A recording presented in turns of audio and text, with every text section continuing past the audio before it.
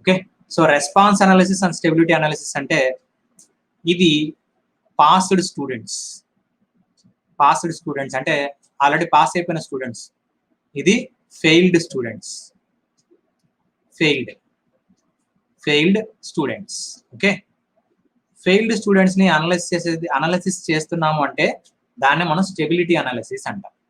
Pass అయిన students ని analyse చేస్తున్నాం అంటే రెస్పాన్స్ అనాలిసిస్ అంటాం. అంటే ఇక్కడ మీనింగ్ ఏంటంటే ఇక్కడ మీనింగ్ నేను ఏం చెప్పదలుచుకున్నాను అంటే పాస్డ్ స్టూడెంట్స్ అంటే వాళ్ళు ఆల్రెడీ పాస్ అయిపోయారు. సో పాస్ అయిన వాళ్ళని మనం అనాలిసిస్ చేస్తున్నాం అంటే మీనింగ్ ఏంటంటే సిస్టమ్ ఆల్రెడీ స్టేబుల్ సిస్టమ్ అంటే మనం రెస్పాన్స్ అనాలిసిస్ చేస్తున్నాం అంటే మీనింగ్ ఏంటంటే system already we have a stable system already మనకి స్టేబుల్ సిస్టమ్ ఉంది అని మీనింగ్. ఓకే, స్టెబిలిటీ అనాలిసిస్ అంటే ఏంటంటే ఇచ్చిన సిస్టమ్ అన్స్టేబుల్ గా ఉంది, బికాస్ ఫెయిల్డ్ స్టూడెంట్స్ అంటున్నాం కదా, సో గుర్తుపెట్టుకోవడం కోసం అలా రాశాను నేను ఎగ్జాంపుల్. సో స్టెబిలిటీ అనాలిసిస్ అంటే ఫెయిల్డ్ స్టూడెంట్స్, సో పిల్లలు ఎవరైతే ఫెయిల్ అయినారో వాళ్ళని అనలైజ్ చేస్తాం. అంటే డీటెయిల్ గా అనలైసిస్ చేస్తాం. ఎందుకు ఫెయిల్ అయ్యారు, ఎక్కడెక్కడ మార్క్స్ మనకి అయిపోయాయి, ఏ విధంగా మనం దాన్ని క్వాలిఫై అవ్వడానికి అంటే పాస్ అవ్వడానికి ఏమేం చేయాలి, ఎట్లాంటి ఫ్యాక్టర్స్ తీసుకోవాలి, ఇలాంటివన్నీ మనం డీటెయిల్డ్ గా అనలైసిస్ చేస్తాం. ఎప్పుడు సిస్టమ్ అన్స్టేబుల్ గా ఉన్నప్పుడు. అంటే ఇక్కడ మీకు క్లారిటీ రావడం కోసం నేను ఈ 2 ఎగ్జాంపుల్స్ తీసుకున్నాను. పాస్ అయిన స్టూడెంట్స్ ని అనలైసిస్ చేస్తున్నాం అంటే రెస్పాన్స్ అనాలిసిస్, అంటే సిస్టమ్ ఆల్రెడీ స్టేబులే. ఓకే, సో ఆ స్టేబుల్ ఉన్న సిస్టమ్ కి డిఫరెంట్ ఇన్పుట్స్ ఇస్తున్నాం, అవుట్పుట్స్ ఎలా వస్తున్నాయి అది మనం చెక్ చేస్తాం. అలానే స్టెబిలిటీ అనాలిసిస్ చేస్తున్నాం ఒక సిస్టమ్ కి, అంటే మీనింగ్ ఏంటంటే ఆ సిస్టమ్ ఆల్రెడీ అన్స్టేబుల్ గా ఉంది. సో అన్స్టేబుల్ గా ఉన్న సిస్టమ్ ని మనం డీటెయిల్ గా అనలైసిస్ చేస్తున్నాం అని మీనింగ్. ఓకేనా, అర్థమైంది కదా. సో ఇది మనకి బేసిక్ గా మనకి రెస్పాన్స్ అనాలిసిస్ అంటే ఏంటి, స్టెబిలిటీ అనాలిసిస్ అంటే ఏంటి అనేది ఇక్కడ నేను చెప్పాను. స్టెబిలిటీ అనాలిసిస్ అంటే ఫెయిల్డ్ స్టూడెంట్స్, రెస్పాన్స్ అనాలిసిస్ అంటే పాస్ అయిన స్టూడెంట్స్. సో ఇది మనం గుర్తుపెట్టుకోగలిగితే సిస్టమ్ స్టేబుల్ గా ఉంటుందా, రెస్పాన్స్ అనాలిసిస్ చేసేటప్పుడు సిస్టమ్ అనేది ఎప్పుడు స్టేబుల్ గానే ఉంటుంది, రైట్. ఓకే, సో ఇక్కడ నేను ఎగ్జాంపుల్ రాస్తున్నాను ఇక్కడ. ఒక any system output is nothing but transient response plus steady state response అని రాసింది. సో ట్రాన్సియంట్ రెస్పాన్స్ దేన్ని ఇండికేట్ చేస్తుంది, ట్రాన్సియంట్ రెస్పాన్స్ ని మనం transient response and steady state response అని. సో ట్రాన్సియంట్ స్టేట్ మనకి ఏం ఇండికేట్ చేస్తుందంటే speed of a system. Last class లో చెప్పిన దానికి ఇప్పటికి కొన్ని పాయింట్స్ యాడ్ అయి ఉంటాయి, మీరు అది కొంచెం అబ్జర్వ్ చేస్తుంటే మీకు అర్థమవుతుంది. ప్రీవియస్ క్లాస్ లో మనం లాస్ట్ టాపిక్ ఎండింగ్ లో చెప్పాము ఇది, అంటే ఆల్మోస్ట్ ఎండింగ్ టైంలో ఈ టాపిక్ స్టార్ట్ చేసాము. సో అప్పుడు కొంచెం డీటెయిల్ గా చూడడానికి టైం సరిపోలేదు కాబట్టి ఇప్పుడు నేను డీటెయిల్ గా చెప్తున్నాను. ఓకే, అందుకని ఇక్కడ నుంచి స్టార్ట్ చేయడము. సో లాస్ట్ క్లాస్ లో మిస్ అయినవి ఏమైనా ఉంటే యాడ్ చేసుకోండి, మీరు నోట్స్ రాసి ఉంటారు. సో మిస్ అయినవి ఏమైనా ఉంటే యాడ్ చేసుకోండి, రైట్. ఓకే, సో ఇక్కడ మనకి అబ్జర్వ్ చేయాల్సింది చెప్పాను కదమ్మా. మెయిన్ గా ట్రాన్సియంట్ రెస్పాన్స్ ఏం ఇండికేట్ చేస్తుంది అంటే transient response indicates speed of a system. అంటే మనం ట్రాన్సియంట్ రెస్పాన్స్ చేస్తున్నాం అంటే స్పీడ్ ఆఫ్ ఏ సిస్టమ్ ని అనలైసిస్ చేస్తున్నాము అని మీనింగ్. మరి స్టడీ స్టేట్ రెస్పాన్స్ ఏం ఇండికేట్ చేస్తుంది అంటే యాక్యురసీని ఇండికేట్ చేస్తుంది. ఓకేనా, సో యాక్యురేట్ గా ఉందా లేదా, సిస్టమ్ ఎంత యాక్యురేట్ గా ఉంది అనేది స్టడీ స్టేట్ అనాలిసిస్ చెప్తుంది. ట్రాన్సియంట్ అనాలిసిస్ అంటే స్పీడ్ ఆఫ్ ఏ సిస్టమ్, ఎంత స్పీడ్ గా మనకి రెస్పాన్స్ వస్తుంది. ఒక సిస్టమ్ లో మనం ఇన్పుట్ ఇస్తున్నాం అంటే దానికి కరస్పాండింగ్ అవుట్పుట్ రావాలి. మరి కరస్పాండింగ్ అవుట్పుట్ రావాలంటే అది ఎంత టైంలో వస్తుంది అంటున్నాం అంటే స్పీడ్ ఆఫ్ ఏ సిస్టమ్. ఎంత టైంలో అది అవుట్పుట్ వస్తుంది అంటే స్పీడ్ ఆఫ్ ఏ సిస్టమ్. ఓకేనా, ఎంత టైం పడుతుంది అనేది ట్రాన్సియంట్ రెస్పాన్స్, ఎంత టైం పడుతుంది అంటే ట్రాన్సియంట్ స్టేట్. ఇంకా క్లియర్ గా చెప్పాలంటే ట్రాన్సియంట్ స్టేట్, ఎంత టైం పడుతుంది అనేది ట్రాన్సియంట్ స్టేట్. ఎంత యాక్యురేట్ గా వస్తుంది అంటే విత్ ఇన్ ద టైం మనం రీచ్ అయిపోయాం, కానీ అది ఎగ్జాక్ట్ గా మనకు రిక్వైర్డ్ అవుట్పుట్ వస్తుందా లేదా అనేది చెక్ చేయడం కోసం అలా అనలైసిస్ చేస్తున్నాం అంటే that is nothing but steady state. So అర్థమైంది అనుకుంటా ఇప్పుడు క్లియర్ గా. సో ట్రాన్సియంట్ స్టేట్ లో speed of a system, steady state లో accuracy of a system. Accuracy అంటే జనరల్ గా మనం ఏం చెప్తాము, యాక్చువల్ వాల్యూకి డిజైర్డ్ వాల్యూకి మధ్య ఉన్న డిఫరెన్స్. యాక్చువల్ వాల్యూకి డిజైర్డ్ వాల్యూస్ ఉన్న డిఫరెన్స్ ఎంత ఉంది అనే దాన్ని బట్టే యాక్యురసీ ఫ్యాక్టర్ డిసైడ్ అవుతుంది. దీన్నే మనం ఎర్రర్ అంటాం. So error, steady state error అంటాం. ఈఎస్ఎస్ అంటే స్టడీ స్టేట్ ఎర్రర్. అంటే ఇక్కడ మీనింగ్ ఏంటంటే డిజైర్డ్ అవుట్పుట్, సిస్టమ్ నుంచి మనకి డిజైర్డ్ అవుట్పుట్ వస్తుంది. డిజైర్డ్ అంటే మన రిక్వైర్డ్ అవుట్పుట్ అంటాం. డిజైర్డ్ అంటే మన రిక్వైర్డ్. ఫర్ ఎగ్జాంపుల్ నాకు 5 volts అవుట్పుట్ రావాలనుకోండి. ఓకే, ఇది నా డిజైర్డ్. కానీ నాకు యాక్చువల్ అవుట్పుట్ ఎంత వస్తుంది అనేది ఇక్కడ యాక్చువల్ అవుట్పుట్. ఫర్ ఎగ్జాంపుల్ మనకు కొంచెం క్లారిటీ రావడం కోసం నేను ఇక్కడ ఒక ఎగ్జాంపుల్ తీసుకున్నా. Actual output, wait a minute. Okay, so actual output నాకు కావాల్సిన యాక్చువల్గా 5 volts కావాలి. డిజైర్డ్ అనేది 5 volts. కానీ సిస్టమ్ నుంచి నాకు ఎంత వస్తుందంటే ఫర్ ఎగ్జాంపుల్ 4.8 వచ్చింది అనుకోండి. 4.8 volts వచ్చింది అనుకోండి. అంటే ఇక్కడ మనకి యాక్యురేట్ గా ఉందా సిస్టమ్ అంటే 5 volts అయితే రావట్లేదు. 5 volts అయితే రావట్లేదు. కాబట్టి యాక్యురేట్ లేదనే చెప్పాలి. ఎగ్జాక్ట్ గా నాకు 5 volts వస్తే యాక్యురేట్ అని చెప్పొచ్చు. అంటే నాకు 5 volts ఏ సిస్టమ్ లోనూ రాదు. ఆ విషయం కొంచెం జాగ్రత్తగా గుర్తుపెట్టుకోండి. అంటే ఎర్రర్ నాకు కంప్లీట్ గా స్టడీ స్టేట్ ఎర్రర్ ఎప్పుడు మనకి ఎగ్జాక్ట్ గా 0 ఎప్పుడు ఏ కేసులోనూ రాదు. ఇలా వస్తుందంటే మనకి ఏదో సిస్టమ్ లో డ్రాబ్యాక్ ఉందని అర్థమవుతుందా? స్టడీ స్టేట్ ఎర్రర్ ఎప్పుడు మనకి 0 రాదు. ఎర్రర్ లేకుండా సిస్టమ్ ని మనం డిజైన్ చేయలేము. అదే అక్కడ meaning. Without error we cannot design A system. మరి ఎర్రర్ ఉంటుంది కదా సార్ అంటే ఎర్రర్ తక్కువ ఉండేలాగా చూస్తాం. మన ఇంటెన్షన్ ఎర్రర్ వాల్యూ తక్కువ ఉండాలి. ఎంత తక్కువ ఉంటే అంత బెటర్. ఓకే, అంటే ఈ డిఫరెన్స్ ని ఇప్పుడు చూపించాను చూడండి. 0.2 డిఫరెన్స్ చూపించాను. ఇంకొంచెం యాక్యురేట్ గా చేస్తే 0.1 రావచ్చు. డిజైనింగ్ అంటే యాక్యురేట్ డిజైనింగ్ అంటే అది. Okay, accurate designing. యాక్యురసీ అంటే మీనింగ్ అది. అంటే మనకి 5 volts కన్నా తక్కువ ఎర్రర్, అంటే ఎక్కడ మనకి 0 ఎర్రర్ తో రాదు. అలా వచ్చిందంటే సిస్టమ్ లేదా డ్రాబ్యాక్ ఉందని. 0 ఎర్రర్ వస్తే అంత పర్ఫెక్ట్ డిజైన్ ఎక్కడ ఉండదు. ఖచ్చితంగా ఎర్రర్ అనేది ఉంటుంది. ఆ ఎర్రర్ అనేది టాలరెన్స్ వాల్యూ ఉండాలి. టాలరెన్స్ వాల్యూ అంటే మనకి ఫర్ ఎగ్జాంపుల్ 50 Hz ఫ్రీక్వెన్సీ ఉందనుకోండి. ఇంటికి కావాల్సిన 50 Hz ఫ్రీక్వెన్సీ అంటే ఎగ్జాక్ట్ గా నాకు 50 Hz ఫ్రీక్వెన్సీ రాదు. ఇంటికి ఎక్కడైనా మనకి 50 Hz ఫ్రీక్వెన్సీ, ఇండియా మొత్తం 50 Hz ఫ్రీక్వెన్సీనే. కానీ మనకి ఎగ్జాక్ట్ గా ఎక్కడ మనకి 50 Hz ఫ్రీక్వెన్సీ జనరేట్ చేయం. We can generate 48.9 or we can generate 50.2. ఇలాంటి ప్లస్ ఆర్ మైనస్ ఉంటుంది వేరియేషన్. ఓకే, అంటే ఎర్రర్ మనకి ఎంతవరకు టాలరెన్స్ చేయగలము అనే దాన్ని బట్టి ఇక్కడ మనకి యాక్యురసీ డిసైడ్ చేస్తాం. ఫర్ ఎగ్జాంపుల్ మన డిజైనింగ్ కన్స్ట్రైన్, ఒక system designing constraint plus or minus 5% ఉంటే చాలు అనుకుంటే, అంటే ఎర్రర్ 5% ఉన్నా యాక్సెప్టబుల్ అనుకోండి. అప్పుడు మనం ఏమంటాం, that is an accurate system. ఇంక ఈ ఎర్రర్ ని ఎంత తక్కువ పెడితే అంత బెటర్, అంతే. అర్థమవుతుందా? సో ఇది మనకి టైం రెస్పాన్స్ కి సంబంధించినంత వరకు బేసిక్ కాన్సెప్ట్, అంటే ఇంట్రొడక్షన్ కాన్సెప్ట్ ఇది. సో ఇంకా మనకు కొన్ని నేమ్స్ చెప్పాను. Transient response, steady state response కి డిఫరెంట్ నేమ్స్ ఉంటాయని చెప్పి మనం ఆల్రెడీ చెప్పుకున్నాము. సో ట్రాన్సియెంట్ రెస్పాన్స్ ని, అది చాలా ఇంపార్టెంట్, చాలా వరకు మన వాళ్ళు మిస్ చేస్తూ ఉంటారు. Transient response, steady state response. Okay, మీకు కొంచెం క్లారిటీ రాస్తాను. ట్రాన్సియెంట్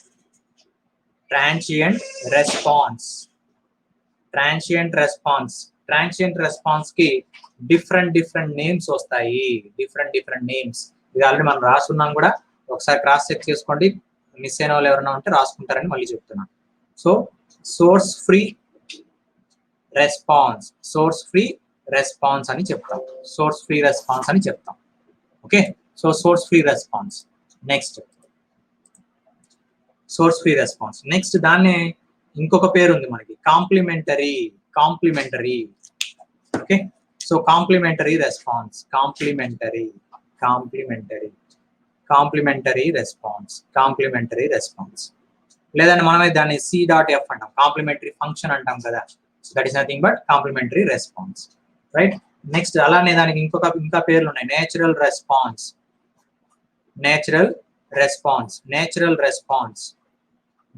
రెస్పాన్స్ ఇలా మనకి. And one more name is also there. ఇంకా చాలా ఉన్నాయి దానికి. ZIR, zero input response. Next actual response. ఇవన్నీ డిఫరెంట్ నేమ్స్. అంటే మన క్వశ్చన్ ఫ్రేమ్ చేసేటప్పుడు ఈ నేమ్స్ లో ఏదో ఒకటి వాడచ్చు. అప్పుడు మీరు ఐడెంటిఫై చేయగలగాలి. అందుకోసం నేను ఇది చెప్తున్నాను. Okay, actual response. నెక్స్ట్ ఇంకా ఫైనల్ గా ఒకటి ఉంది, ఇనిషియల్ రెస్పాన్స్ అంటాం. ఇనిషియల్ రెస్పాన్స్ అని కూడా అంటాం. So these are the different names for transient response. అర్థమైందమ్మా? మరి ట్రాన్సియెంట్ రెస్పాన్స్ ఇప్పుడు ఇదే క్వశ్చన్ చూడండి. C.TR ట్రాన్సియెంట్ కాబట్టి C.TR తో రిప్రజెంట్ చేస్తాను. C.TR. ఓకే, సో ఇప్పుడు C.TR చూడండి ఇక్కడ నేను ఈ ఎక్స్ప్రెషన్ రాస్తాను. Limit t tends to infinity దగ్గర c ఆఫ్ tr వాల్యూ ఎంత వస్తుంది? ఓకే, చూడండి c ఆఫ్ tr అంటే transient response. When t tends to infinity c of tr value ఎంత వస్తుంది?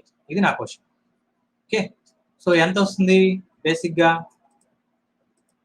ఇన్ఫినిటీ టైం దగ్గర అడిగిన క్వశ్చన్ ఏంటి? ఇన్ఫినిటీ టైం దగ్గర మనకి రెస్పాన్స్ ఎంత వస్తుందని అడుగుతున్నాం. మీనింగ్ అదే కదా. t టెన్స్ టు ఇన్ఫినిటీ అంటే ఒక సిస్టమ్ కి రెస్పాన్స్, ఫర్ ఎగ్జాంపుల్ ఒక సిస్టమ్ కి ఇన్పుట్ స్టెప్ ఇన్పుట్ ఇచ్చాం అనుకోండి. ఓకే, ఒక సిస్టమ్ కి ఇన్పుట్ స్టెప్ ఇన్పుట్ అంటే నాకు అవుట్పుట్ కూడా ఎలా రావాలి?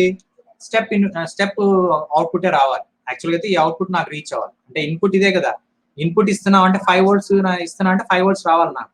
That is our required output. కానీ ఇక్కడ నాకు రెస్పాన్స్ ఎలా వస్తుంది? రెస్పాన్స్ ఒకసారి చూద్దాము. రెస్పాన్స్ ఫర్ ఎగ్జాంపుల్ ఇలా స్టార్ట్ అయ్యి ఇలా రీచ్ అయింది అనుకోండి. ఇలాంటి కేసెస్ వస్తాయి మనకి. ఫస్ట్ ఆర్డర్ సిస్టమ్ లో డిస్కస్ చేస్తాం మనం. ఓకే, ఫస్ట్ ఆర్డర్ అంటే మనకి లో పాస్ ఫిల్టర్ సర్క్యూట్ గురించి డిస్కస్ చేస్తాం కదా ప్రీవియస్ గా ట్రాన్స్ఫర్ ఫంక్షన్ లో. సో లో పాస్ ఫిల్టర్ లో ఇలాంటి రెస్పాన్స్ వస్తుంది మనకి ఫస్ట్ ఆర్డర్ సిస్టమ్. సో అక్కడ మనకి యాక్చువల్ అవుట్పుట్ ఇలా వస్తుంది. ఓకే, సో ఇన్పుట్ చూడండి గ్రీన్ కలర్ లో నేను రిప్రజెంట్ చేశాను. అవుట్పుట్ చూడండి, అవుట్పుట్ బ్లూ కలర్ లో రిప్రజెంట్ చేశాను. సో ఇక్కడ మీరు అబ్జర్వ్ చేశారంటే అవుట్పుట్ కొంత టైం తర్వాత రీచ్ అవుతుంది ఇన్పుట్, అంతేనా? అవుట్పుట్ కొంత టైం తీసుకున్నాం అంతే ఇక్కడ వరకు ఆల్మోస్ట్ ఆల్. సో ఈ టైంనే మనం ఏమంటున్నాం అంటే సిటిఆర్. దీని తర్వాత వచ్చేదని స్టడీ స్టేట్ అంట. ఇది యాక్చువల్గా. ఓకే, సో ఒక response first order system response తీసుకొని ఇక్కడ డ్రా చేశాను. ఒకసారి జాగ్రత్తగా అబ్జర్వ్ చేశారంటే ఫస్ట్ ఇనిషియల్ కేసులో నాకు ట్రాన్సియెంట్ రెస్పాన్స్ వస్తుంది, తర్వాత స్టడీ స్టేట్ వస్తుంది. ఇక్కడ అడిగిన క్వశ్చన్ ఏంటి? When t tends to infinity. అంటే ఇది టైం యాక్సిస్ కదా, ఇది టైం యాక్సిస్. సో ఈ t టెన్స్ టు ఇన్ఫినిటీ అంటే ఇన్ఫినిటీ టైం దగ్గర సిటిఆర్ వాల్యూ ఏమవుతుందని అడుగుతున్నాడు. ఇన్ఫినిటీ టైం దగ్గర సిటిఆర్ వాల్యూ ఏమవుతుంది? 0 అవుతుంది. ఇన్ఫినిటీ టైం దగ్గర CTR value 0. Because infinity time దగ్గర ఏముంటుంది? మనకి స్టడీ స్టేట్ ఉంటుంది.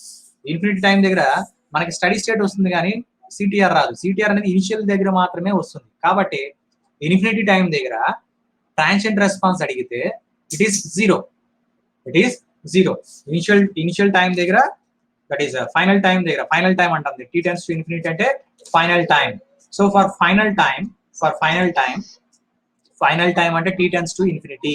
ఈ గ్రాఫ్ లో చూడండి t tends to infinity last కి వెళ్ళిపోయినా ఉంది. చివరికి వెళ్ళిపోతే మనకి బ్లూ కలర్ లో ఉన్న లైన్ అక్కడ ఇన్పుట్ అవుట్పుట్ రెండు ఒకటే లైన్ లో ఉంటుంది. అంటే మీనింగ్ ఏంటంటే మనకి రీచ్ అవుతున్నాం, మన డిజైర్డ్ అవుట్పుట్ రీచ్ అయిపోయాం. ఇన్ఫినిటీ దగ్గర మనకి స్టడీ స్టేట్ ఉంటుంది కానీ ట్రాన్సియెంట్ ఉండదు. సో ఇక్కడ అడిగిన క్వశ్చన్ ఏంటి? t టెన్స్ టు ఇన్ఫినిటీ దగ్గర ట్రాన్సియెంట్ ఏమవుతుందని అడిగాడు. 0. ఓకేనా, ట్రాన్సియెంట్ ఏమవుతుందంటే 0. సో ఇది నేను చెప్పాను కదా, ఇది ఫస్ట్ ఆర్డర్ సిస్టమ్ అన్నాం. ఫస్ట్ ఆర్డర్, మరి first order, second order, third order అని ఎలా చెప్తాము? దేన్ని బేస్ చేసుకొని first order, second order, third order అని చెప్తాం? Any guess? ఏ విధంగా మనం first order, second order, third order అని ఏ విధంగా చెప్తాం? ఒక ఫిజికల్ సిస్టమ్ చూసి, ఒకటి సిస్టమ్ ఉంది మనకి, ఎలక్ట్రికల్ సిస్టమ్ కావచ్చు, మెకానికల్ సిస్టమ్ కావచ్చు. ఓకే, సో ఆర్డర్ అనేది కావాలి. ఆర్డర్ అంటే ఏంటి అది తెలిస్తే ఫస్ట్ ఆర్డర్, సెకండ్ ఆర్డర్ చెప్పొచ్చు. నేను ఇది ఆల్రెడీ ప్రీవియస్ క్లాస్ లో చెప్పుకున్నాను. ట్రాన్స్ఫర్ ఫంక్షన్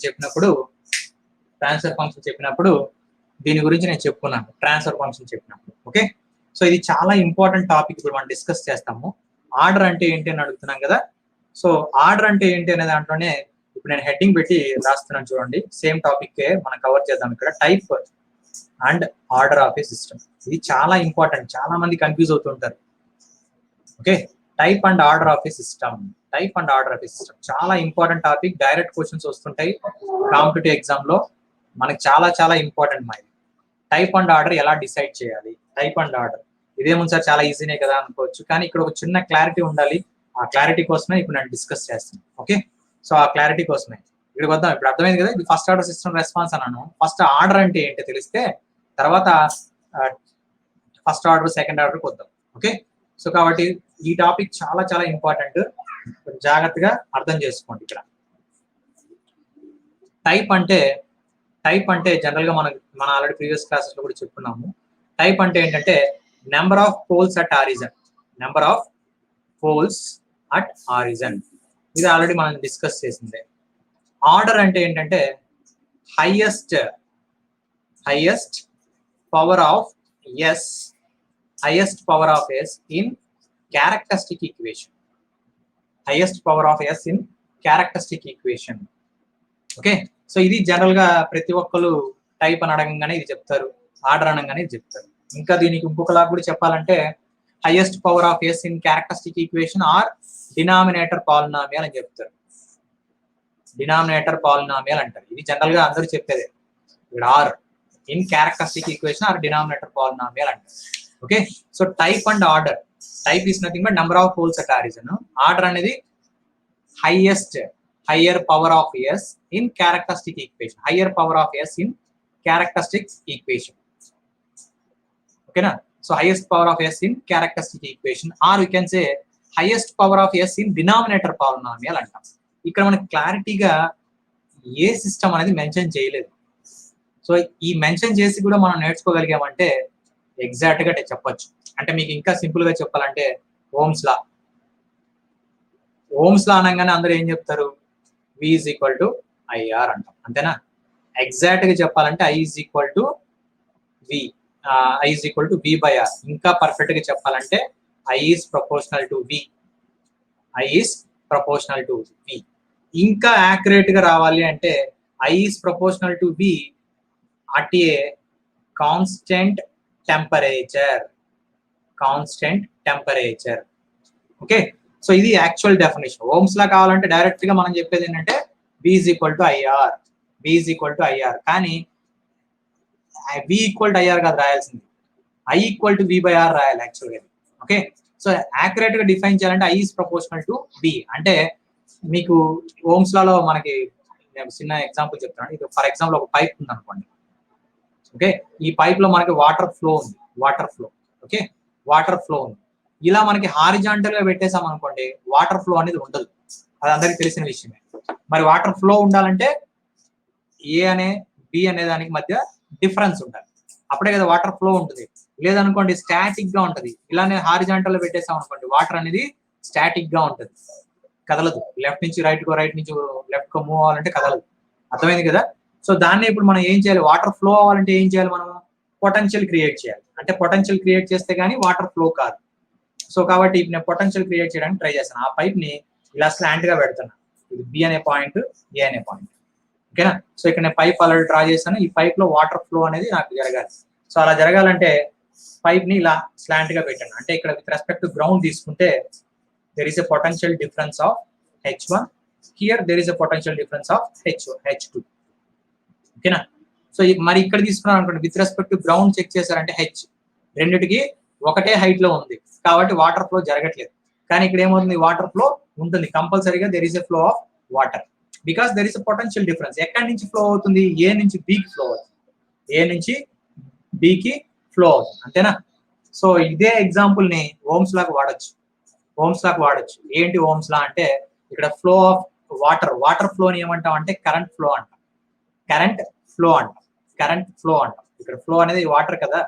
సో ఓమ్స్ లాలో కరెంట్ ఫ్లో అవుతుంది అన్నాం. మరి దీన్ని ఏమంటున్నాం ఇప్పుడు? కరెంట్ ఫ్లో అంటున్నాం, అంతే కదా. సో కరెంట్ ఫ్లో అంటే ఐ అనే కరెంటే కదా. సో కరెంట్ ఫ్లో అంటే మనం ఏం రాయొచ్చు? ఐ అనే కరెంట్ రాయొచ్చు, అంతేనమ్మా? ఐ అనే కరెంట్. ఓకే, అర్థమవుతుంది. ఇక్కడ నేను కంపేర్ చేస్తున్నా, ఓమ్స్ లానే కంపేర్ చేస్తున్నా. మరి ఇక్కడ నాకు పొటెన్షియల్ ఎంత ఉంది అంటే H1 హైట్, H2 హైట్ కదా.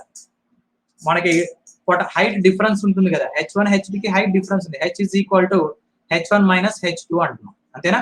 సో దీన్నే మనం ఎలక్ట్రికల్ టర్మ్ లో ఏమంటున్నాం అంటే పొటెన్షియల్ డిఫరెన్స్ అంటాం. VA మైనస్ VB అని రాస్తాం. VA మైనస్ VB అంటాం. పొటెన్షియల్ డిఫరెన్స్, ఇక్కడ హైట్స్ డిఫరెన్స్ నే పొటెన్షియల్ డిఫరెన్స్ అంటాం ఎలక్ట్రికల్ టర్మ్ లో. So VAB is nothing but VA minus VB అంటే VA వాల్యూ ఎక్కువ ఉంటుంది, VB వాల్యూ తక్కువ ఉంటుంది. అంటే ఇక్కడ H1 వాల్యూ ఎక్కువ ఉంది, H2 వాల్యూ తక్కువ ఉంది కాబట్టి so VA is greater than VB. అర్థమైంది కదా పొటెన్షియల్ డిఫరెన్స్. మరి ఈ ఫ్లో ఆఫ్ వాటర్ ఎంత ఉంటుంది అంటే ఈ పొటెన్షియల్ డిఫరెన్స్ మీద డిపెండ్ అయ్యింది కాబట్టి ఈ ఈక్వేషన్ రాస్తాం. ఇక్కడ VAB కరెంట్ ఫ్లో అంటే వాటర్ ఫ్లో దేనికి ప్రపోర్షనల్ గా ఉంటుందంటే ఆ పొటెన్షియల్ డిఫరెన్స్ యొక్క కెపాసిటీ మీద డిపెండ్ అయి ఉంటుంది. సో కరెంట్ ఫ్లో అనేది V is directly proportional to, sorry, I is directly proportional to potential difference between two ends. ఈ రెండు ఎండ్స్ మధ్యలో ఉన్న పొటెన్షియల్ డిఫరెన్స్. ఇది యాక్చువల్ గా ఓమ్స్ లా. ఇక్కడ ఇంకో కండిషన్ ఎగ్జాక్ట్ గా అయితే అట్ కాన్స్టెంట్ టెంపరేచర్ అని చెప్పాం. అట్ కాన్స్టెంట్ టెంపరేచర్ అని చెప్పాం. మరి కాన్స్టెంట్ టెంపరేచర్ టర్మ్ ఎందుకు సార్ వచ్చింది అంటే, ఈ వాటర్ ఫ్లో అవుతుంది కదమ్మా, వాటర్ ఫ్లో అయ్యేటప్పుడు పైప్ లోపల మనకి ఏమైనా అబ్స్ట్రకల్స్ ఏమైనా ఉన్నాయనుకోండి, పైప్ లోపల అబ్స్ట్రకల్స్ ఏమైనా ఉన్నాయి. జనరల్ గా పైప్ అంటే దానికి లోపల సాఫ్ట్ గా ఉంటే ఓకే. ఒకవేళ ఇన్ కేసు ఏమైనా అబ్స్ట్రకల్స్, ఒక రాయిలో ఏదైనా డస్ట్ ఏదైనా ఉందనుకోండి, సో అప్పుడు వాటర్ ఫ్లో అనేది డైరెక్ట్లీ ప్రపోర్షనల్ ఉండదు కదా. పొటెన్షియల్ నువ్వు ఎంత ఎక్కువ పెట్టినా, ఇక్కడ అబ్స్ట్రకల్ పెద్ద రాయి పెట్టేసాం అనుకోండి, ఫర్ ఎగ్జాంపుల్ పెద్ద రాయి పెట్టేశారు అనుకోండి, అడ్డం పెట్టేశారు అనుకోండి, మీరు ఎంత పైకి ఎత్తినా ఆ వాటర్ బయటికి రాదు. అంటే అక్కడ మీనింగ్ ఏంటంటే, ఈ రాయి వల్ల మనకి ఏమవుతుంది, వాటర్ ఫ్లో అనేది ఆగిపోతుంది. అంటే ఇక్కడ concept I is directly proportional to V అంటున్నాం. V వాల్యూ నేను ఎంత పెంచినా నాకు కరెంట్ వాల్యూ రావట్లేదు బయటికి, కరెంట్ వాల్యూ రావట్లేదు. అంటే కరెంట్ వాల్యూ డైరెక్ట్ గా దాని మీద డిపెండ్ అవ్వట్లేదు. ఇంకొక ఫ్యాక్టర్ ఉంది, ఆ ఫ్యాక్టర్ ఏంటంటే ఈ రాయి ఏం చేస్తుంది, ఆ ఫ్లోని ఆపుతుంది కదా, సో మొత్తం బ్లాక్ చేసేస్తా ఉంది. సో కాబట్టి ఈ రాయినే మనం ఏమంటున్నాం అంటే రెసిస్టెన్స్ అంటున్నాం. ఓకేనా. సో రెసిస్టెన్స్ అంటున్నాం. మరి ఈ రెసిస్టెన్స్ ఏ విధంగా కరెంట్ కి ప్రపోర్షనల్ గా ఉంటుందా అంటే, దానికే ఈ ప్రపోర్షనాలిటీ కాన్స్టెంట్ చెప్పాం. So I is inversely proportional to 1/R. అంటే రెసిస్టెన్స్ వాల్యూ ఎక్కువ ఉంటే కరెంట్ ఫ్లో తక్కువ ఉంటుంది. రాయి సైజు పెద్దది ఉంది అనుకోండి, వాటర్ ఫ్లో తగ్గిపోతుంది, అంతే కదా, వాటర్ ఫ్లో తగ్గిపోతుంది. రాయి సైజ్ ఎక్కువ ఉంది అనుకోండి, వాటర్ ఫ్లో తగ్గిపోతుంది. అదే రాయి సైజ్ తక్కువ ఉంది అనుకోండి, వాటర్ ఫ్లో ఎక్కువ ఉంటుంది. కాబట్టి ఇక్కడ రాయి అంటే నేను చెప్పడానికి అర్థం అవడం కోసం తీసుకున్నాను. యాక్చువల్ అయితే రెసిస్టెన్స్, అపోజింగ్ ఫోర్స్ ఉంటుంది. కాబట్టి రెసిస్టెన్స్ వాల్యూ ఎక్కువ ఉంటే కరెంట్ వాల్యూ తక్కువ ఉంటుంది. కాబట్టి ఈ ప్రపోర్షనాలిటీ రెసిస్టెన్స్ అనేది కూడా ఒక పారామీటర్ అనేది మనం కన్సిడర్ చేయాలి. నాట్ ఓన్లీ కరెంట్ ఫ్లో అనేది not only depends upon voltage, it also depends upon resistance value also. అర్థమవుతుందమ్మా. సో కాబట్టి కరెంట్ ఫ్లో అనేది వోల్టేజ్ మీద డిపెండ్ అవుతుంది, రెసిస్టెన్స్ మీద కూడా డిపెండ్ అయి ఉంటుంది. రెసిస్టెన్స్ అనేది టెంపరేచర్ మీద డిపెండ్ అయి ఉంటుంది. అది ఇక్కడ main factor. So temperature vary అయితే, ఇంక్రీజ్ అయితే రెసిస్టెన్స్ మారిపోతుంది, టెంపరేచర్ తగ్గితే రెసిస్టెన్స్ తగ్గిపోతుంది. కాబట్టి టెంపరేచర్ యాక్చువల్ గా టెంపరేచర్ వేరియేషన్ వల్ల రెసిస్టెన్స్ ఎఫెక్ట్ అవుతుంది, రెసిస్టెన్స్ ఎఫెక్ట్ అయితే కరెంట్ ఫ్లో తగ్గిపోతుంది. సో కాబట్టి ఇవన్నీ ఇంటర్ రిలేటెడ్. కాబట్టి ఇక్కడ ఏం చెప్తున్నాం మనం, కాన్స్టెంట్ రెసిస్టెన్స్, కాన్స్టెంట్ టెంపరేచర్ అంటున్నాం. అంటే రెసిస్టెన్స్ వాల్యూ ఫిక్స్డ్. అంటే ఇంకా మీకు చెప్పాలంటే, ఇక్కడ నేను చెప్పాను కదా ఇందాక, ఈ రాయి అనేది నాకు పెద్ద రాయి పెట్టేసాను, అడ్డం వచ్చింది, వాటర్ ఫ్లో అవ్వట్లేదు అని చెప్పాను. అంటే మన కాన్సెప్ట్ ఇక్కడ కాన్స్టెంట్ టెంపరేచర్ అంటే అజంప్షన్ ఏంటంటే, ఈ రాయి పెద్దదిగానే ఉందని ఫిక్స్ చేసుకుంటాం. అర్థమవుతుందా, ఈ రాయి అనేది పెద్దదిగానే ఉందని ఫిక్స్ చేసుకున్నాం, అది మన కాన్సెప్ట్ ఇక్కడ. అదే నాకు చిన్నది ఉందనుకోండి, వాటర్ ఫ్లో ఎక్కువ ఉంటుంది. అంటే నేను ఫిక్స్ చేసుకోవాలి, ఆ లోపల ఉన్న అబ్స్ట్రకల్ నాకు ఫిక్స్డ్ గా ఉందని నేను ఫిక్స్ చేసుకోగలిగితే నేను కంఫర్టబుల్ గా అనలైసిస్ చేయగలను. లేదనుకోండి, ఇది వేరీ అవుతుంది అనుకోండి, ఈ రాయి ఒక్కోసారి పెద్దదిగా ఉంది, చిన్నదిగా ఉంది అనుకోండి, అనలైజ్ చేయడం కష్టం అవుతుంది. కాబట్టి మన అజంప్షన్ ఏంటంటే, కాన్స్టెంట్ టెంపరేచర్ దగ్గర కాన్స్టెంట్ టెంపరేచర్ తీసుకొని మన I is proportional to V అంటున్నాము. ఓమ్స్ లా అనేది ఇది. అర్థమవుతుందమ్మా.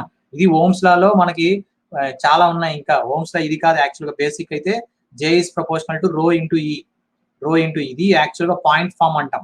EMF వచ్చినప్పుడు సబ్జెక్ట్ దానిలో చెప్తారు. ఇది ఓమ్స్ లాలో ఫస్ట్ బేసిక్ డెఫినేషన్ మనకి J is proportional to ρ into E. ఈ పొటెన్షియల్ మీద డిపెండ్ అయి ఉంటుంది. ఇది ఎలక్ట్రానిక్స్ టర్మ్ లో నుంచి మనకు వస్తుంది ఈ కరెంట్.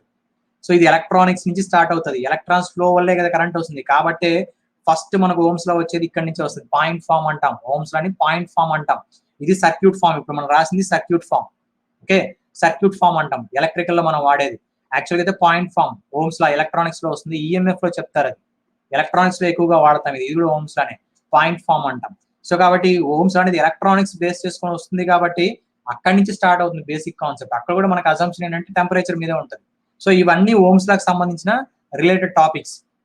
అంటే మనం బ్లైండ్ గా I = V/R అనడం కాదు, ఈ బేసిక్ బ్యాక్గ్రౌండ్ కూడా నాలెడ్జ్ కూడా మనకు ఉండాలి అనడం కోసం నేను చెప్తున్నాను.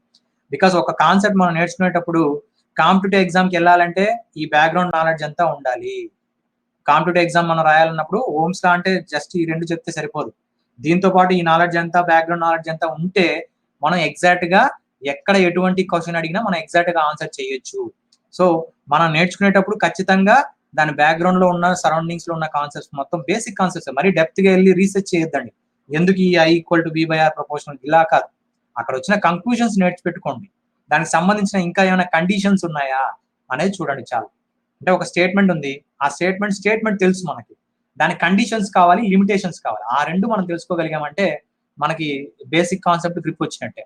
ఎక్కడైనా సూపర్పొజిషన్ థీరం కావచ్చు, నెట్వర్క్స్ లో ఏ థీరం అయినా కూడా స్టేట్మెంట్ అందరికీ తెలుసు, కొంచెం బట్టి కొడితే వస్తుంది, కానీ ఆ స్టేట్మెంట్ యొక్క లిమిటేషన్స్ తెలియాలి, ఎక్కడ అప్లికబుల్ చేయాలో తెలియాలి. సో అది తెలిసిందంటే మనకు ఆటోమేటిక్ గా బేసిక్ థీరమ్స్ మొత్తం కమాండ్ వచ్చినట్టే, బేసిక్ కాన్సెప్ట్స్ అంతా గ్రిప్ ఉన్నట్టు.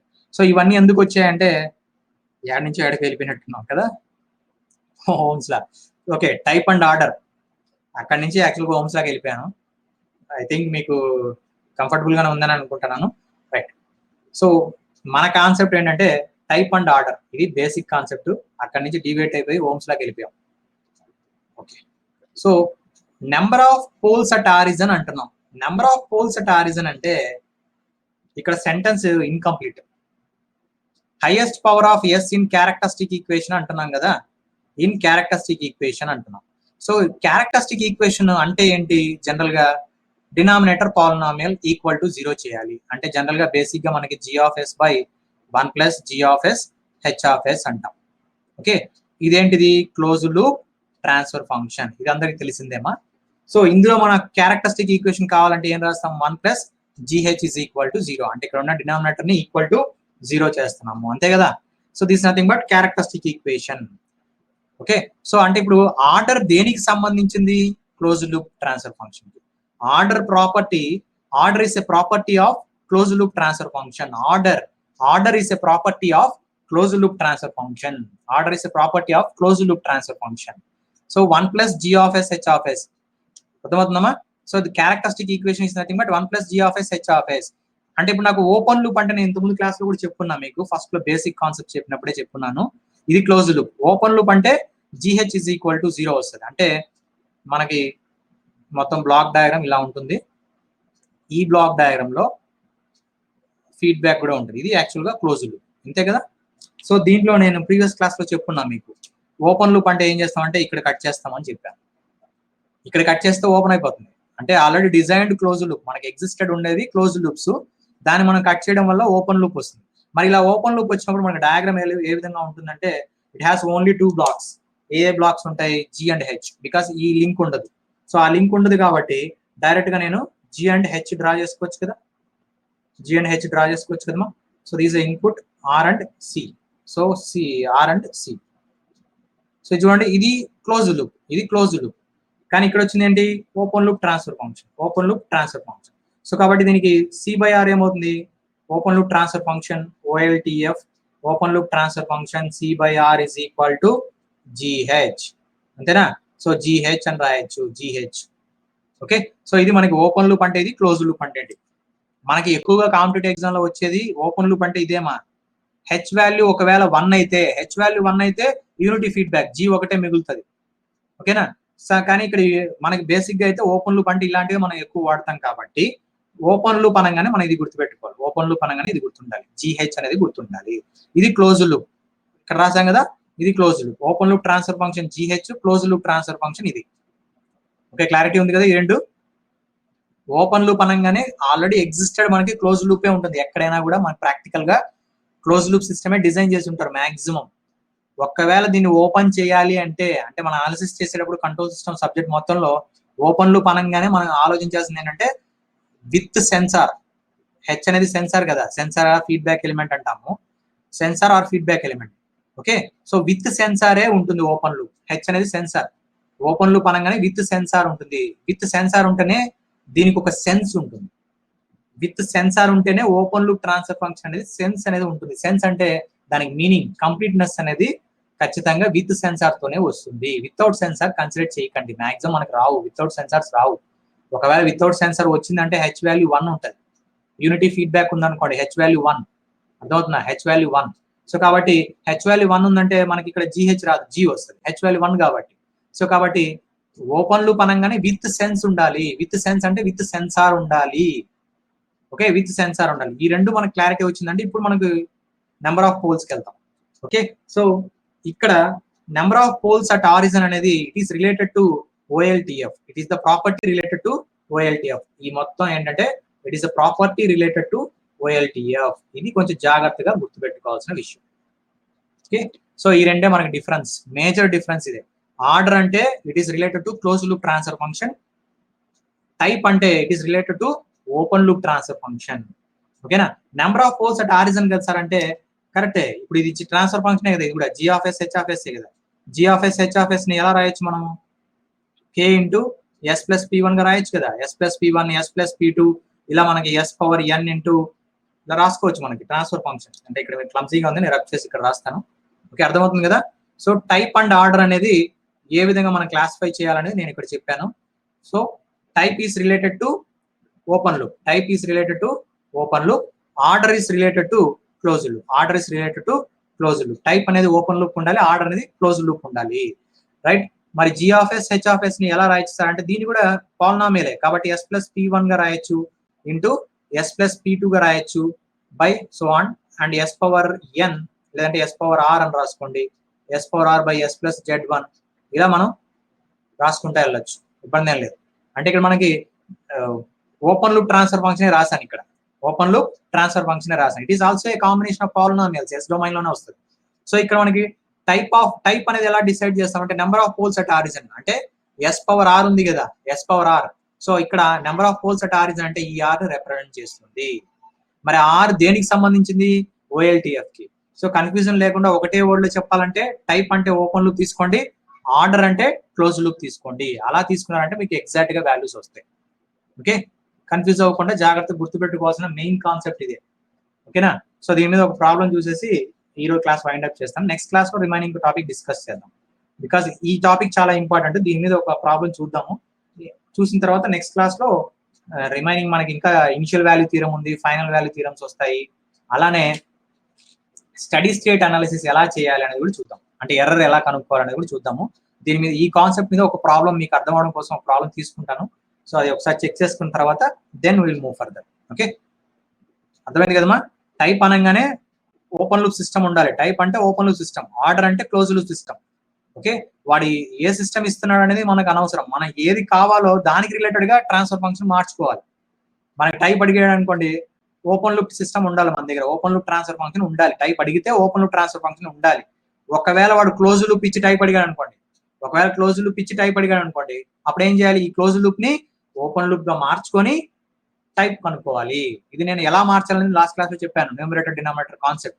సో దాని మీద ఇప్పుడు ఒక ప్రాబ్లం చూద్దాం, మీకు క్లారిటీ వస్తుంది. దాని తర్వాత నెక్స్ట్ టాపిక్స్ రిమైనింగ్ క్లాసెస్ లో చూద్దాం. ఓకే, సో ఇప్పుడు ఒక ఎగ్జాంపుల్ చూద్దాం, మనకి అండర్స్టాండింగ్ కోసం ఒక ఎగ్జాంపుల్ తీసుకుంటామా. So we have a system like this. So this is system 10 into s plus 1 by s square into s plus 5. Okay, so and if there is a feedback here, so there is a feedback. This is the question. So ఇక్కడ మనం కనుక్కోవాల్సింది ఏంటంటే same thing, type order కనుక్కోవాలి, type and order. ఇది మన question, what is the type and what is the order, ఇది మన question. Basic గా మనం మిస్టేక్ చేసేది ఏంటంటే టైప్ అనగానే number of poles at origin అంటాం. అంటే ఇక్కడ ఎంత ఉంది, 2 అని రాస్తాం, అంతేనా. బేసిక్ గా మనం రాసేది అదే కదా, 2 అని రాసేస్తాం. సో ఇక్కడ మనకి 2 ఉంది కదా, అంటే ఇక్కడ ఈ ట్రాన్స్ఫర్ ఫంక్షన్ చూడగానే రాయొచ్చు. కానీ ఒకసారి జాగ్రత్తగా అబ్జర్వ్ చేయండి, ఇచ్చిన క్వశ్చన్ ఏంటి, మనం ఏం కనుక్కోవాలి. ఓకే, నేను ఇక్కడ 2 అడిగాను, టైప్ అండ్ ఆర్డర్ 2 అడిగాను, టైప్ అండ్ ఆర్డర్ 2 అడిగాను. సో ఇప్పుడు నేను కాన్సెప్ట్ ప్రకారం చెప్తున్నాను, కన్ఫ్యూజన్ లేకుండా వస్తుంది చూడండి. టైప్ కావాలంటే type is nothing but number of poles at origin, number of poles at origin, this the nothing but type. Number of poles at origin of a OLTF, ఇది actual గా sentence. Type అనగానే మనం గుర్తుపెట్టుకోవాల్సింది number of poles at origin of a open loop transfer function. ఈ sentence మనం ఖచ్చితంగా ఇక్కడ వరకు గుర్తుపెట్టుకోవాలి, ఇక్కడ వరకే కాదు, ఆరిజిన్ వరకు కాదు, దాని తర్వాత కూడా మనకు గుర్తుండాలి. Number of poles at origin of a open loop transfer function అనేది టైప్. ఓకేనా, అర్థమైంది కదా.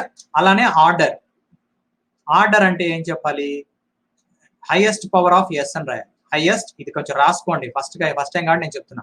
Highest power of yes in characteristic equation of close loop transfer function. Characteristic equation వచ్చేది క్లోజ్ లూప్ లోనే, క్యారెక్టరిస్టిక్ ఈక్వేషన్ వచ్చేది క్లోజ్ లూపే. ఒకవేళ మీరు క్యారెక్టరిస్టిక్ ఈక్వేషన్ రాశారనుకోండి, 1 + g of s h of s రాయాలి కదా, అంటే అది క్లోజ్ లూప్ నుంచే కదా వస్తుంది. కాబట్టి డిఫాల్ట్ గా క్యారెక్టరిస్టిక్ అనగానే క్లోజ్ లూప్ అనేది గుర్తుండాలి, లేదంటే సెంటెన్స్ ఇలా అయినా గుర్తుపెట్టుకోండి. Highest power of yes in characteristic equation of close loop transfer function. ఇది ఒకటే డిఫరెన్స్ మీకు. టైప్ అనగానే ఓపెన్ లూప్ రావాలి, ఆర్డర్ అనగానే క్లోజ్ లూప్ రావాలి. ఈ రెండు మనకు గుర్తుపెట్టగలిగితే ఆటోమేటిక్ గా ప్రాబ్లం మిస్టేక్ లేకుండా వెళ్ళిపోతుంది. ఓకే, సో ఇప్పుడు నాకు కావాల్సింది ఏమేమి చూద్దాం ఒకసారి. సో ఇదేంటి మనకి వాడు ఇచ్చిన value G. Okay, H value ఎంత 1, ఇక్కడ ఏం లేదు కాబట్టి హెచ్ వాల్యూ 1. సో ఈ వాల్యూ మొత్తం G. So open loop transfer function అంటే ఓపెన్ లూప్ ట్రాన్స్ఫర్ ఫంక్షన్ అంటే ఏం రాస్తాం, G of s into H of s అని రాస్తాం, అంతేనా. సో జీ వాల్యూ ఎంత ఇచ్చాడు, ఇది హెచ్ వాల్యూ 1. ఓకే, సో అంటే నాకు 10 into yes plus 1 by s square into yes plus 5 అని రాస్తాం ఇంటూ 1. హెచ్ వాల్యూ 1 ఏం లేదు కాబట్టి 1. ఇది మనకి ఓపెన్ లూప్ ట్రాన్స్ఫర్ ఫంక్షన్. ఇప్పుడు టైప్ దేని నుంచి చెప్పాలని చెప్పాము, ఓపెన్ లూప్ ట్రాన్స్ఫర్ ఫంక్షన్. ఇప్పుడు టైప్ చెప్తాం. So type is nothing but 2, type 2 system. It is a type 2 system అని రాస్తాం. Therefore it is a type 2 system because S power 2 కదా, అంటే లొకేషన్ ఆఫ్ పోల్స్ మనం ఇక్కడ ఓపెన్ లూప్ కి location of poles రాస్తున్నాం, మర్చిపోద్దండి. So S is equal to -5 అంటే డినామినేటర్ లో ఉన్నది పోల్ కదా, ఎస్ ఈక్వల్ టు -5 కాబట్టి ఇక్కడ రిప్రజెంట్ చేస్తాం s equal to -5. Next s equal to -1, s equal to -1 అంటే 0. జీరోని ఎక్కడ రిప్రజెంట్ చేయాలి మనము, ఎస్ ఈక్వల్ టు -1 కాబట్టి 5 కన్నా ఇంకా ముందే వస్తుంది కదా, రైట్. సో 5 కన్నా ఇంకా ముందే వస్తుంది కాబట్టి దాన్ని రిప్రజెంట్ చేసిన తర్వాత దీన్ని రిప్రజెంట్ చేద్దాం. ఓకే, సో ఇది మనకి ఆరిజన్ అనుకుందాం. సో ఈ ఆరిజన్ -5 వచ్చింది, ఆల్రెడీ -1 ఉంది, సో -1 అర్థమవుతుందమ్మా. So this nothing but 0. Yes is equal to -1 వస్తుంది ఇక్కడ, సో కాబట్టి 0 -1. ఎస్ ఈక్వల్ టు -5 కాబట్టి పోల్, అర్థమైంది కదా, 0 ఒకటి పోల్ ఒకటి. మరి ఇక్కడ ఆరిజన్ దగ్గర రెండు ఉన్నాయి కదా, s is equal to 0, yes is equal to 0 ఇలా రెండు వస్తున్నాయి కాబట్టి ఆ రెండు పోల్స్ ఇక్కడ రిప్రజెంట్ చేస్తున్నాం, ఒకదాని మీద ఒకటి రిప్రజెంట్ చేస్తున్నాం. అంటే ఇది మనకి టైప్ ని రిప్రజెంట్ చేస్తుంది అని చెప్పాం. This nothing but type of a system అని. సో మరి ఈ కాన్సెప్ట్ అంతా ఎక్కడి నుంచి వచ్చింది, ఓపెన్ లూప్ ట్రాన్స్ఫర్ ఫంక్షన్ నుంచే రాస్తున్నాం. Don't forget that. టైప్ రావాలంటే ఓపెన్ లూప్ ట్రాన్స్ఫర్ ఫంక్షన్ నుంచే రాసాము, అర్థమవుతుందా. So open loop transfer function నుంచే రాయాలి. ఓపెన్ లూప్ ట్రాన్స్ఫర్ ఫంక్షన్ తీసుకొని అందులో ఎస్ స్క్వేర్ అంటే S equal to 0, S equal 0 రెండు సార్లు జీరోస్ అయినాయి కాబట్టి టైప్ అనేది 2 సిస్టమ్, టైప్ 2 సిస్టమ్ అంటాం, టైప్ 2 సిస్టమ్ అంటాం. అర్థమైంది కదమ్మా. నెక్స్ట్ ఇంకా ఆర్డర్ చూద్దాం, అర్థమైంది కదా, ఇక్కడ వరకు డౌట్ ఏం లేదు కదా. సో నెక్స్ట్ ఆర్డర్ చూద్దాం. ఆర్డర్ కావాలంటే ఏం కావాలి మనకి, క్యారెక్టరిస్టిక్ ఈక్వేషన్ కావాలి. క్యారెక్టరిస్టిక్ ఈక్వేషన్ ఇది అర్థమైంది కదమ్మా. మరి క్యారెక్టరిస్టిక్ ఈక్వేషన్ అంటే ఏమేం కావాలి మనకి, క్యారెక్టరిస్టిక్ ఈక్వేషన్ అంటే జనరల్ గా మనం ఫామ్ లో గుర్తుపెట్టుకోవాల్సింది 1 plus G of yes H of s, ఇది మన క్యారెక్టరిస్టిక్ ఈక్వేషన్, అంతేనా. 1 plus G of yes H of s ఇది మన క్యారెక్టరిస్టిక్ ఈక్వేషన్. ఈ క్యారెక్టరిస్టిక్ ఈక్వేషన్ అంటే 1 ప్లస్ క్యారెక్టరిస్టిక్ ఈక్వేషన్ అంటే 1 plus G of yes H of s is equal to 0. ఇది exact గా ఈక్వేషన్ కదా, ఈక్వేషన్ అంటే ఈక్వల్ టు 0 వచ్చి ఉండాలి. So 1 plus G of yes H of yes అంటే ఈ మొత్తం ఫ్యాక్టర్ అంటే ఇక్కడ ఇచ్చాడు కదా జీహెచ్, ఈ జీహెచ్ ఫ్యాక్టర్ ని ఇందులో సబ్స్టిట్యూట్ చేసి ఎల్సిఎం చేసి హైయెస్ట్ పవర్ ఎంత వస్తుందో అది రాయాలి. ఇక్కడ వరకు అర్థమైంది కదా, నేను రబ్ చేస్తున్నాను. ఇది క్యారెక్టరిస్టిక్ ఈక్వేషన్ నుంచి రాద్దాం నెక్స్ట్. ఓకే, సో టైప్ అనేది ఓపెన్ లూప్ నుంచి ఎలా రాయాలి, G of yes H of s first కాబట్టి మీకు ఇలా నేను స్టెప్ బై స్టెప్ రాస్తున్నాను. నెక్స్ట్ క్లాస్ నుంచి డైరెక్ట్ గా రాయడమే, ఇబ్బంది లేదు. ఓకే, సో ఇప్పుడు నేను సబ్స్టిట్యూట్ చేస్తున్నాను, ఒకసారి చూడండి. దీన్ని కూడా జీహెచ్ వాల్యూ సబ్స్టిట్యూట్ చేయాలి. సో హెచ్ వాల్యూ 1 కాబట్టి సో ఇది మనకి వాల్యూ వస్తుంది ఇజ్ ఈక్వల్ టు 0. దీన్ని మనం ఎల్సిఎం చేస్తున్నాం, s square into yes plus 5 plus 10 into yes plus 1 is equal to 0. Okay, so s square into yes plus 5 plus 10 into yes plus 1 is equal to 0 ఇది మనకి, right. So దీన్ని ఇంకొంచెం expand చేద్దాం, అంటే లోపల మల్టిప్లై చేస్తున్నాం. S cube plus 5s square plus 10s plus 10 equal to 0. అంటే ఇక్కడ ఎల్సిఎం చేసాం కదా సార్, డినామినేటర్ టర్మ్ ఏమైందంటే అది ఈక్వల్ టు 0 చేసేసాం. ఇక్కడ ఎల్సిఎం చేస్తామా, ఎల్సిఎం చేసి డినామినేటర్ ఈక్వల్ టు 0 చేసాం కాబట్టి ఈ ఎక్స్ప్రెషన్ వచ్చింది. అంటే ఈ మొత్తం టర్మ్ న్యూమరేటర్ ఇక్కడికి వస్తుంది, దాన్ని ప్లస్ చేసి రాస్తాం అంతే. ఓకే, డినామినేటర్ టర్మ్ ని ఈక్వల్ టు 0 చేసేసాము, న్యూమరేటర్ లో మిగిలిందంతా ఇక్కడ రాశాను అంతే, రైట్. అర్థమైంది కదా. సో ఇది మనకి expression, is nothing but characteristic equation. దీన్నే మనం ఏమంటున్నాం, క్యారెక్టరిస్టిక్ ఈక్వేషన్ అంటున్నాం. మరి ఈ క్యారెక్టరిస్టిక్ ఈక్వేషన్ లో హైయెస్ట్ పవర్ ఆఫ్ ఎస్ ఎంత, highest power of s is 3, highest power of s is 3. So order is 3, order is 3, order is 3. అర్థమైంది కదా.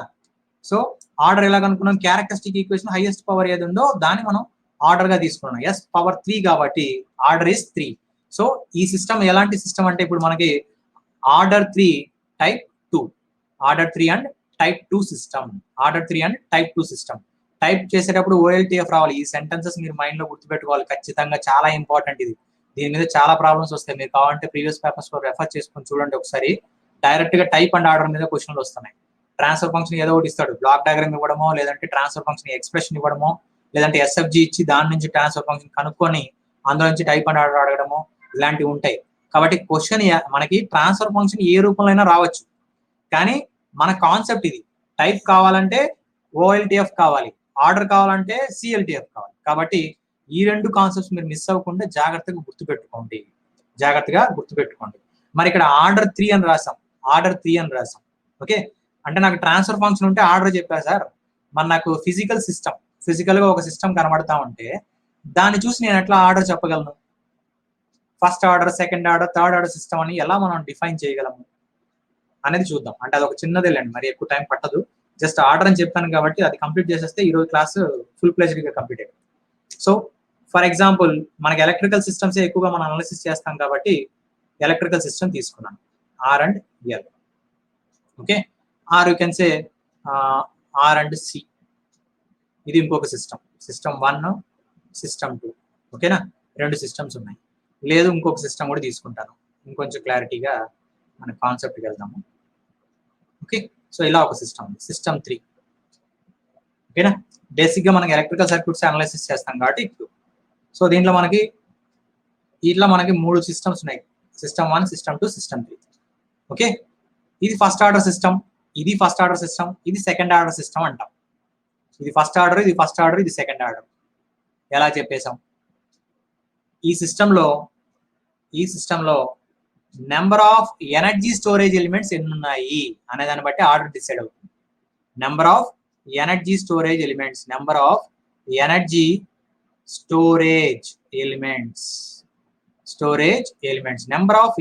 స్టోరేజ్ ఎలిమెంట్స్ బేస్ చేసుకొని ఆర్డర్ ఆఫ్ ఏ సిస్టమ్ అనే చెప్తాము. Okay, so number of energy storage elements ఎన్ని ఉన్నాయో దాన్ని బట్టి order of a system చెప్తాము. సో ఇక్కడ మనకి ఎనర్జీ స్టోరేజ్ ఎలిమెంట్ ఈ సిస్టమ్ లో చూసారనుకోండి, ఈ నెట్వర్క్ లో మనకి ఏంటి, ఈ సిస్టమ్ 1 లో మనకి ఇండక్టర్ లో ఎనర్జీ స్టోర్ అవుతుంది కదా, కాబట్టి ఒక్క ఎనర్జీ స్టోరేజ్ ఎలిమెంట్ ఉంది కాబట్టి it is A first order system. Okay, it is a first order. మరి ఇక్కడ చూసారనుకోండి కెపాసిటర్ అనేది ఉంది, సో కెపాసిటర్ లో ఎనర్జీ స్టోర్ అవుతుంది కాబట్టి it is also A first order system. మరి ఈ సిస్టమ్ 2 కెపాసిటర్ ఎలిమెంట్స్ ఉన్నాయి, 2 ఎలిమెంట్స్ స్టోర్ అవుతున్నాయి కాబట్టి ఇది సెకండ్ ఆర్డర్ సిస్టమ్ అంటాం. ఓకేనా, అర్థమైంది కదా ఇది? సో దీన్నే ఎనర్జీ స్టోరేజ్ ఎలిమెంట్స్ అన్నాం.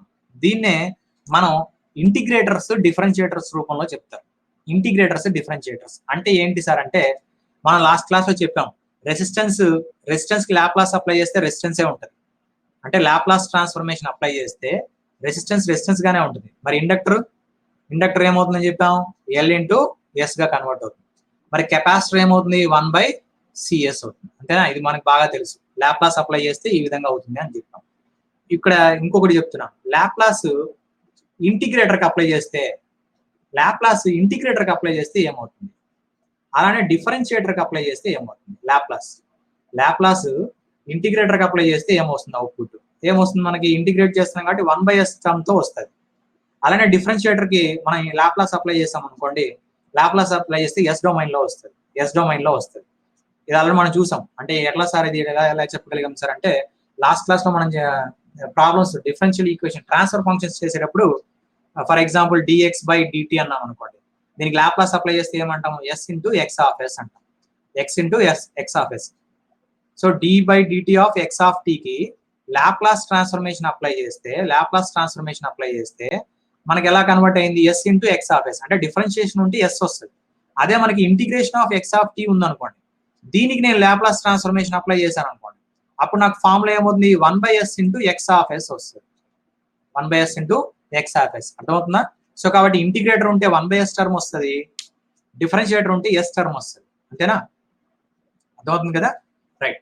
సో ఇప్పుడు నాకు ఇక్కడ ఎల్ఎస్ వచ్చిందంటే ఎల్ ని లాప్లాస్ అప్లై చేస్తే ఎల్ఎస్ వచ్చింది. అంటే ఇప్పుడు ఇది ఇంటిగ్రేటరా, డిఫరెన్షియేటరా? ఇండక్టర్ అనేది ఎస్ టర్మ్ వచ్చింది కాబట్టి డిఫరెన్షియేటర్, అంటే దీన్ని డిఫరెన్షియేటర్ అనొచ్చు. అలానే కెపాసిటర్ 1/S వచ్చింది కాబట్టి ఇంటిగ్రేటర్ అనొచ్చు. కెపాసిటర్ ఉందంటే ఇంటిగ్రేటర్ గా యాక్ట్ అవ్వచ్చు, ఇండక్టర్ ఉందంటే డిఫరెన్షియేటర్ గా యాక్ట్ అవ్వచ్చు. అంటే ఇక్కడ ఎస్ టర్మ్ లో వస్తుంది కాబట్టి ఇక్కడ ఎల్ఎస్ 1/S. అంటే దీన్ని మనం ఏం చెప్పొచ్చు అంటే దీన్ని డిఫరెన్షియేటర్ అని చెప్పొచ్చు, దీన్ని అయితే ఇంటిగ్రేటర్ అని చెప్పొచ్చు. ఓకేనా? సో ఇప్పుడు సెంటెన్స్ చూడండి, ఇంకొంచెం మారుతుంది sentence. Number of energy storage elements is nothing but order అన్నాం. అంటే దీన్ని ఇంకొకలాగా రాయాలనుకోండి, ఇంటిగ్రేటర్ డిఫరెన్షియేటర్స్ ఉంటాయి కదా. సో కాబట్టి number of integrators indicates order of a system. Number of integrators it is also represent order of a system. Or number of differentiators it is also indicates order of a system. అలానే number of integrators plus డిఫరెన్షియేటర్స్ రెండు కలిపి కూడా ఉండొచ్చు. Integrators plus డిఫరెన్షియేటర్స్ అని కూడా రాయొచ్చు. అంటే ఒక సర్క్యూట్ లో మనకి ఇది ఎందుకు చెప్తున్నాం అంటే, ఎలక్ట్రానిక్ డివైజెస్ వచ్చినప్పుడు ఇలాంటివి వస్తాయి. ఇంటిగ్రేటర్స్ ఉంటాయి, డిఫరెన్షియేటర్స్ ఉంటాయి. అపాంప్ ఐడియా ఉంది కదా, ఆపరేషనల్ యాంప్లిఫైర్, అది డిఫరెన్షియేటర్ గా యాక్ట్ అవుతుంది. సో డిఫరెన్షియేటర్స్ ఎన్ని అపాంప్స్ ఉంటే that is nothing but order of a system. Op amp differentiators అంటే ఎన్ని అపాంప్స్ ఉంటే దాన్ని మనం ఆర్డర్ ని డిసైడ్ చేస్తుంది. సో ఎలక్ట్రానిక్ డివైస్ లో ఎన్ని అపాంప్స్ ఉన్నాయో, ఆపరేషనల్ యాంప్లిఫైర్స్ ఎన్ని ఉన్నాయో దాన్ని బట్టి మనం ఆర్డర్ ని డిసైడ్ చేయొచ్చు. సో ఇప్పుడు ఎలక్ట్రికల్ లో చెప్పాను, ఎలక్ట్రికల్ లో ఇండక్టర్స్ కెపాసిటర్స్ ఎన్ని ఉన్నాయో దాన్ని బట్టి ఆర్డర్ డిసైడ్ చేస్తాము. అది ఎలక్ట్రానిక్స్ లో అనుకోండి, ఎన్ని ఇంటిగ్రేటర్స్ ఉన్నాయి, ఎన్ని డిఫరెన్షియేటర్స్ ఉన్నాయి, లేదంటే కాంబినేషన్స్ ఎన్ని ఉన్నాయి. సర్క్యూట్ లో రెండు కూడా కలిపి ఉండొచ్చు. కాబట్టి ఎన్ని ఇంటిగ్రేటర్స్ డిఫరెన్షియేటర్స్ ఉన్నాయనే దాన్ని బట్టి ఆర్డర్ అనేది డిసైడ్ చేస్తాము. సో ఇప్పుడు ఆర్డర్ ని డిఫైన్ చేయడానికి మనకి 3 కాన్సెప్ట్స్ వచ్చాయి. నేను చెప్పింది రెండే, ఇంకోటి యాడ్ నుంచి వచ్చింది. క్యారెక్టరిస్టిక్ ఈక్వేషన్ యొక్క హైయెస్ట్ పవర్ ఉంది కదా, అది కూడా మనం కన్సిడర్ చేయాలి. Okay, close loop transfer function లో క్యారెక్టరిస్టిక్ ఈక్వేషన్ అంటే ఇందాక చెప్పాను, క్లోజ్ లూప్ ట్రాన్స్ఫర్ ఫంక్షన్ అనేది డిఫాల్ట్. ఓకేనా? సో క్యారెక్టరిస్టిక్ ఈక్వేషన్ లో హైయెస్ట్ పవర్ ఆఫ్ ఎస్ అనేది మనకి ఆర్డర్ ని డిఫైన్ చేస్తుందని చెప్పాను. సో ఫస్ట్ చెప్పింది ఇదే, highest power of yes in characteristic equation is nothing but order. Number of energy storage elements is nothing but order. Number of integrators and differentiators is nothing but order. అలానే ఇంకొకటి ఉంది, highest power of yes in close loop transfer function. Highest power of S లేదంటే highest power of denominator polynomial. Highest power of denominator polynomial in close loop transfer function. అది characteristic equation కి related, కానీ define చేయడం చూడండి. Highest power of yes in denominator polynomial indicates the order. Denominator polynomial ఎందులో? Close loop transfer function. ఖచ్చితంగా close loop transfer function అయి ఉండాలి. So కాబట్టి ఇది మీరు జాగ్రత్తగా గుర్తుపెట్టుకోండి మనం. So order type. ఓకే, ఇంకా ఇదంతా మేజర్ కాన్సెప్ట్స్ ఇవే కాబట్టి ఇది గుర్తుపెట్టుకోగలిగారంటే మీకు ఆల్మోస్ట్ ఆల్ చాలా ప్రాబ్లమ్స్ మనం రేపు క్లాస్ లో చూద్దాం. మీకు కావాలంటే ప్రాక్టికల్ గా కొన్ని ప్రీవియస్ పేపర్స్ కూడా తీసుకొని నేను చెప్తాను. ఓకే, సో టైప్ అనేది కీ పాయింట్ ఏంటంటే, టైప్ అనేది ఓపెన్ లూప్ ట్రాన్స్ఫర్ ఫంక్షన్ కి రిలేటెడ్ గా ఉంటుంది. Property related to open loop transfer function and it is used to study. Type అనేది ఎక్కడ యూజ్ చేస్తామంటే స్టడీ స్టేట్ ని అనాలిసిస్ చేసేటప్పుడు, స్టడీ స్టేట్ ని అనాలిసిస్ చేయడానికి టైప్ ని వాడతారు. స్టడీ స్టేట్ ని అనాలిసిస్ చేయడానికి. అలానే ఆర్డర్ కనుక్కోవాలనుకోండి, ఆర్డర్ దేనికి రిలేటెడ్ అని చెప్పాము? క్లోజ్ లూప్ ట్రాన్స్ఫర్ ఫంక్షన్ కి రిలేటెడ్. అలానే ఆర్డర్ దేనికి మాక్సిమం మనం అనాలిసిస్ చేయడానికి యూజ్ చేస్తామంటే ట్రాన్సియంట్ బిహేవియర్ ని అనాలిసిస్ చేయడానికి ఎక్కువగా వాడతారు. సో ఆర్డర్ టైప్ ఈ రెండిట్లో ఏది మనకి ఎక్కువ ఉండొచ్చు అంటే ఈ రిలేషన్ సాటిస్ఫై అయ్యే విధంగా ఉండాలి. Okay, type is always less than order, అది main. Type is always less than order or equal to order also. కొన్నిసార్లు 1/s ఉంది అనుకోండి, 1/s ఉంటే అదే టైప్ అవ్వచ్చు, అదే ఆర్డర్ అవ్వచ్చు. 1/s ఉంటే ఓకే, అదే టైప్ అదే ఆర్డర్ అవ్వచ్చు సిస్టమ్ లో. సో కాబట్టి type is equal to order అవ్వచ్చు, లేదంటే లెస్ దాన్ ఆర్డర్ ఉంటుంది, కానీ గ్రేటర్ దాన్ ఆర్డర్ ఎప్పుడు ఉండదు. కాబట్టి ఈ కండిషన్ కూడా గుర్తుపెట్టుకోండి. ఇవన్నీ ఆ కాన్సెప్ట్ రిలేటెడ్ గా ఉన్న కంటెంట్ అనమాట. సో నెక్స్ట్ క్లాస్ లో we will discuss main topics, that is initial value theorem మీద ప్రాబ్లమ్స్ వస్తాయి మనకి, ఖచ్చితంగా డెఫినెట్ గా ఎక్స్పెక్ట్ చేయొచ్చు. ఫైనల్ వాల్యూ థీరం మీద మనకి ప్రాబ్లమ్స్ వస్తాయి. అలానే స్టడీ స్టేట్ అనాలిసిస్ ఎలా చేయాలి, దానికి సంబంధించిన కాన్సెప్ట్స్ కూడా మనం డిస్కస్ చేస్తాం. స్టడీ స్టేట్ ఎర్రర్ అంటే ఇక్కడ ఈఎస్ఎస్ కాన్సెప్ట్స్ మీద మనం డిస్కస్ చేస్తాం. ఇక్కడ ఈఎస్ఎస్ లో మనకి KP value, KV value, KA values వస్తాయి, కేఏ వాల్యూస్ వస్తాయి. దానికి రిలేటెడ్ గా ఎర్రర్ కోఎఫిషియెంట్స్ వస్తాయి. అలానే టైప్ అండ్ ఆర్డర్, ఇవి గుర్తుపెట్టుకోవడానికి ఒక టేబుల్ కూడా మనం ఫామ్ చేస్తాం. టైప్ అండ్ ఎర్రర్ కోఎఫిషియెంట్స్ తో ఒక టేబుల్ కూడా ఫామ్ చేస్తాం. దాని మీద డైరెక్ట్ క్వశ్చన్స్ వస్తాయి. అంటే స్టడీ స్టేట్ ఎర్రర్ లో ఈ ఎర్రర్ కాన్స్టెంట్స్ గురించి చదువుతాం. అలానే మనకేంటంటే టైప్ ఆఫ్ ఇన్పుట్ సిగ్నల్ మీద కూడా మనకి డిపెండ్ అయి ఉంటుంది. అది ఎలా ఏంటి అనేది నెక్స్ట్ క్లాస్ లో చూద్దాం మనం. సో మెయిన్ గా initial value concepts main concepts cover అవుతాయి రేపు క్లాస్ లో. సో కాబట్టి ఖచ్చితంగా మిస్ అవ్వకుండా చూడండి. Initial value theorem, final value theorem చూస్తామని రేపు. నెక్స్ట్ స్టడీ స్టేట్ ఎర్రర్ గురించి మొత్తం డీటెయిల్ గా డిస్కస్ చేస్తాం. అందులో మనకి కేపీ, కేవీ, కేఏ వాల్యూస్ వస్తాయి. అలానే దానికి రిలేటెడ్ గా ఎర్రర్ అనేది కేపీ, కేవీఏ, కేఏ వాల్యూస్ మీద డిపెండ్ అయి ఉంటుంది. అవి డిపెండ్ అవుతున్నాయి అంటే ఇండైరెక్ట్ గా మనకి స్టెప్ సిగ్నల్, ర్యాంప్ సిగ్నల్, అలానే పారాబోలిక్ సిగ్నల్స్ రిలేటెడ్ ఉంటాయి. అంటే మీనింగ్ ఏంటి? టైప్ ఆఫ్ ఇన్పుట్ సిగ్నల్ అని. సో ఇవన్నీ మనం ఎలా గుర్తుపెట్టుకోవాలి, ఏ విధంగా జనరేట్ చేస్తారు కాన్సెప్ట్ అనేది నెక్స్ట్ క్లాస్ లో మనం డీటెయిల్ గా డిస్కస్ చేద్దాం. ఓకేనమ్మా? సో ఇది దీనికి సంబంధించింది నెక్స్ట్ క్లాస్ లో చూద్దాము. ఈ రోజు క్లాస్ లో మనం డిస్కస్ చేసింది first introduction, time response analysis అంటే ఏంటి, దాంట్లో టైప్ అండ్ ఆర్డర్ అనేది చాలా ఇంపార్టెంట్. దీని మీద మాకు ఎగ్జాంపుల్ కూడా మనం డిస్కస్ చేసాము.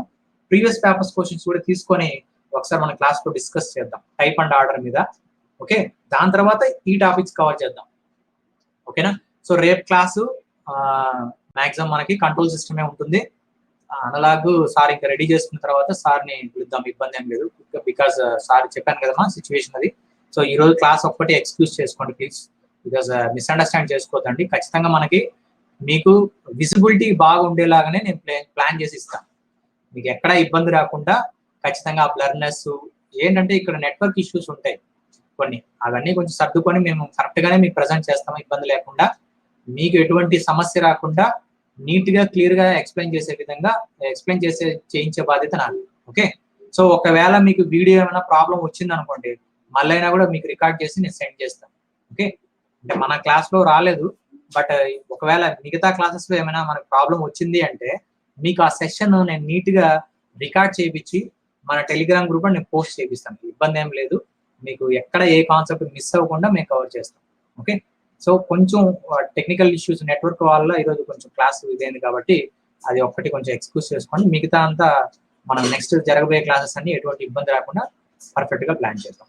ఓకే, సో ఇది ఈరోజు క్లాస్ సంబంధించి ఈరోజు క్లాస్ లో ఏమైనా డౌట్స్ ఏమైనా ఉన్నాయా మీకు? క్లాస్ సంబంధించి కానీ లేదా జనరల్ గా ఏమన్నా మన కోర్సు సంబంధించి కానీ ఏమైనా డౌట్స్ ఉన్నాయా?